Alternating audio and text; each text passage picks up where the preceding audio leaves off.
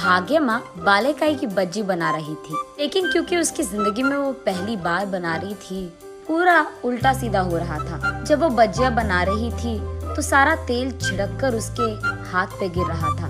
दूसरी तरफ गर्मा गर्म तेल में बालेकाई की बज्जी एकदम जल रही होती है।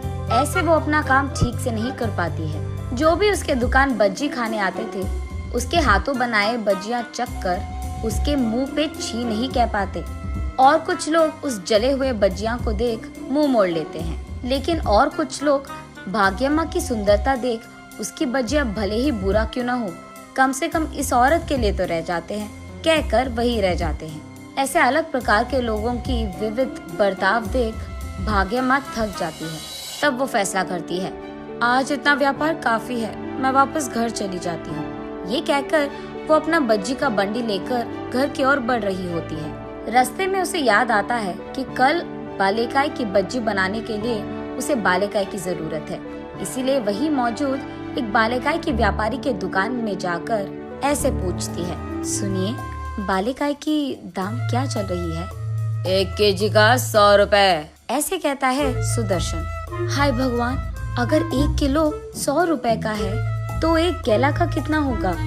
1 गेला का 1000 रुपए लगेगा, कहता है सुदर्शन। अरे रे, मेरे पास इतने पैसे नहीं हैं जी। सारा दिन मेहनत करने के बावजूद मैं 200 रुपए भी नहीं कमा पाई। बस इस बार के लिए उधार दे दीजिए ना। बस 2 दिन में मैं आपका सारा पैसा चुका दूंगी। कर्ज चुकाने की क्या जरूरत है? हर रोज जितने केजी चाहिए उतने किलो लेके जाओ यहाँ से, लेकिन बस एक छोटी सी शर्त है। हाँ, वो क्या है जी? कुछ नहीं, बस मुझसे शादी करनी है तुझे। छी, कुत्ता कहीं का, तुम्हारी इतनी हिम्मत। मैंने सोचा तुम बुजुर्ग हो तो इसीलिए अच्छे से बात कर रही थी, लेकिन तुम तो शैतान हो। ऐसे वो क्रोधित होकर वहाँ से चले जाती है। जब वो मुड़कर जा रही थी तो पीछे से सुदर्शन, तुम्हारा पति तो वैसे भी मर गया और तुम्हें काम करना भी नहीं आता, इसीलिए कह रहा हूँ, मुझसे शादी करेगी ना तो अच्छा खासा घर पर आराम कर पाएगी, सोच लेना। ऐसे उसको चिढ़ाते हुए कहता है सुदर्शन। भाग्यम्मा घर पहुंचकर उदास बैठी रहती है। दरअसल भाग्यम्मा पड़ोसी गांव के जमींदार की बेटी थी। उस गांव के जमींदार का एक राइस मिल रहता था। उसमें मौजूद सारे कूली का एक अधिकारी कूली था। उसका नाम भूपति है। एक दिन भूपति जमींदार के पास आकर ऐसे कहता है, साहब, एक छोटी सी बात करनी थी। बोलो भूपति, क्या हुआ? साहब, वो त्योहार आ रहा है तो बहुत सालों से आप बस बचा हुआ राइस दे रहे हैं इन कूलियों को, इसीलिए कम से कम अगर इस साल आप उनके पैसे दे दे तो वो खुशी से त्योहार मनाएंगे अपना। हाँ, तुम लोग जो काम कर रहे हो उसमें ये राइस देना ही बहुत ज्यादा है, और तुम लोगों को पैसे भी चाहिए। तुम सोचते क्या हो अपने आप को? मुझे बता रहे हो कि इनको क्या देना है और कब देना है? तुम्हारी इतनी हिम्मत, कूली साला। साहब, हमको जितने पैसे आने थे हम वही पूछ रहे हैं, आपसे कुछ लूट तो नहीं रहे हैं ना? आपको ऐसे खामखा जुबान चलाने की क्या जरूरत थी? तुम मुझे जवाब दे रहे हो? तुम्हारी इतनी हिम्मत? वो भूपति को जोर से लात मारता है। तब भूपति उड़कर कूली सारे जहाँ बैठे थे वहाँ जाकर गिरता है। तब भूपति बहुत क्रोधित होता है और तुरंत राइस मिल में सारा काम बंद करवाता है। सारे कूलियों को राइस मिल के बाहर बिठाकर, जब तक वेतन नहीं तब तक काम नहीं, एक भी बस्ता अंदर नहीं जाएगा और अंदर का एक भी बस्ता बाहर नहीं जाएगा। और क्योंकि ये लोग उस सारा दिन वहीं पर बैठे थे, जमींदार को नीचे उतरना ही पड़ा। सबको जितना कूली के पैसे देने थे वो दे देता है। तब सभी भूपति की प्रशंसा करने लगे। भाग्यम्मा की नजर बहुत पहले से ही भूपति पे थी। उसके सारे अच्छे काम भाग्यम्मा को बहुत पसंद आते थे। इस हादसे के बाद तो भाग्यम्मा सीधा भूपति के पास जाकर, मुझसे शादी करोगे? ऐसे पूछती है। भूपति थोड़ा सोचकर, अगर तुम मुझसे शादी करोगी तो तुम्हें ये गांव छोड़कर आना पड़ेगा, क्योंकि तुम्हारा परिवार मुझे कभी नहीं मानेगी और उन्हीं के सामने तो हम रह नहीं सकते, तो जाना ही पड़ेगा। तो फिर क्या तुम्हें मंजूर है? ऐसे पूछता है भूपति। तुम जहाँ हो मैं भी वहीं।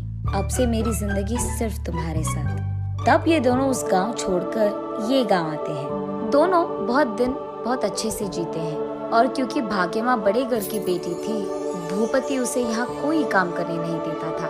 वो भी लाड़ों से उसका देखभाल करके बहुत प्यार करता था। एक दिन उनके घर के पास मौजूद बांध टूट जाता है और इसी कारण सारे गांव में बाढ़ आ जाता है। उस दिन आए हुए बाढ़ में बहुत सारे लोग घायल हो जाते हैं और खो जाते हैं। उनमें से एक था भूपति। और बस उस दिन के बाद से भाग्यम्मा की कष्टाएं शुरू हो गई। किसी को भी उस गांव में नहीं पता था कि भूपति कहाँ पे है, लेकिन भाग्यम्मा उस गांव के चारों ओर घेरे हुए सारे जंगलों में जाकर अपने पति को ढूंढने लगती है। लेकिन कहीं भूपति ना दिखाई देने के कारण वो अकेले ही अकेले बहुत रोती थी और कुछ ना कर पाने के कारण वो उस गांव के अधिकारी के पास जाकर उसके पति को ढूंढने के लिए निवेदन करती है, लेकिन कोई भी उसकी बात नहीं सुनता है। ऐसे कुछ दिन रोते रोते उसके घर पे ही बैठे रहती थी, लेकिन बाद में फैसला करती है कि तब तक उसे अपने आप को संभालना होगा। भूपति के आने के इंतजार में उसको कोई काम करके पैसे कमाना था। तब से वो हर रोज कोई नया काम ढूंढ लेती थी। एक दिन वो ईंटों को उठाती है, लेकिन क्योंकि उसने जिंदगी में कभी कुछ उठाया नहीं, वो उन ईंटों को नीचे गिरा देती है और वो ईंट सारे टूट जाते हैं। तब वहाँ का अधिकारी, अरे जाओ बेटी जाओ, तुझे कोई काम करना ही नहीं आता है, ईंट सारे टूट गए, चलो निकलो अब, ऐसे कहता है। अगले दिन वो गाय को घास खिलाने कहीं ले जाती है। तब उनमें से एक बछड़ा बिछड़ जाता है। तब वहाँ का अधिकारी भी, नहीं होगा बेटी तुमसे ये काम, जाकर कोई और काम ढूंढ लो, जाओ, ऐसे कहकर उसे वहाँ से बेच देते हैं। और आज ऐसे होता है। घर पे बैठे भाग्यश्री जब अचानक ऊपर देखती है तो उसे देवता की मूर्ति दिखाई देती है। उस मूर्ति के पास जाकर वो ऐसे रोती है, एक ही बार में मुझे ऐसे मुश्किलों में डालना था क्या? क्या इसी दिन देखने के लिए मुझे बचपन से लाड़ों से पाला गया? मेरा पति जहाँ भी हो उसे घर लौटा दो और ऐसे ही मेरा काम भी करवा दो और मुझे पैसे कमाने का एक रास्ता दिखा दो। ऐसे रोते रोते भाग्यम्मा उसी मूर्ति के पास रह जाती है। अगले दिन जब भाग्यम्मा बाहर आकर देखती है तो उसके घर के बरामदे में मौजूद सारे बालेकाई के पेड़ बालेकाई से भरे हुए होते हैं। तब भाग्यम्मा को लगता है कि देवी की कृपा था ये सब। वो बालेकाई और केलों को बेचने मार्केट जाती है।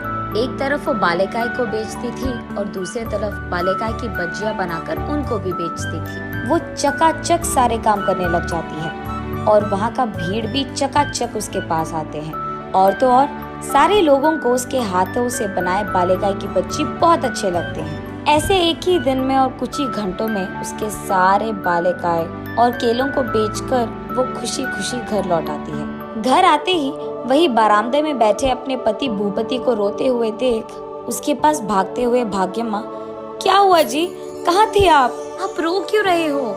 ऐसे उनसे पूछती है भाग्यम्मा। भाग्यम, तू ठीक ही तो है? मुझे तेरा बहुत फिक्र था, मुझे पता नहीं था कि तू कहाँ थी और क्या कर रही थी, ऐसे कहता है भूपति।